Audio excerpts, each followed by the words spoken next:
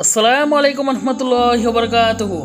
আজকে আমরা হযরত আলী রাদিয়াল্লাহু তাআলা আনহু ছিলেন মুহাম্মদ সাল্লাল্লাহু আলাইহি সাল্লামের সাহচর্যে এই সম্পর্কে আলোচনা করব। 622 খ্রিস্টাব্দে নবী মুহাম্মদ সাল্লাল্লাহু আলাইহি সাল্লাম এর বিরুদ্ধে হত্যার ষড়যন্ত্রের খবর পাওয়ার পর তিনি নিরাপত্তার জন্য ইয়াসরিবে পরবর্তীতে মদিনা নামে যেটি পরিচিত হিজরত করেন।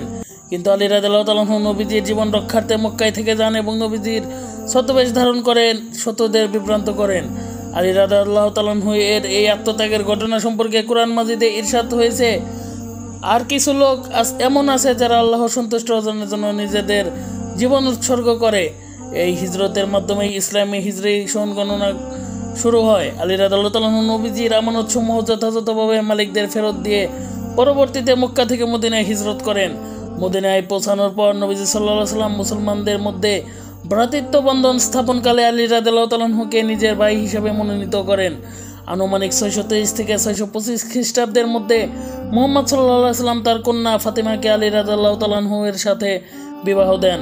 এ সময় আলী রাদিয়াল্লাহু তাআলা আনহু এর বয়স ছিল প্রায় 22 বছর। উল্লেখ্য, এর পূর্বে নবীজি আবু বকর ও উমর ইবনুল খাত্তাব সহ কয়েকজন বিশিষ্ট সাহাবীর ফাতেমা রাদিয়াল্লাহু তাআলা আনহাকে বিবাহের প্রস্তাব গ্রহণ করেননি।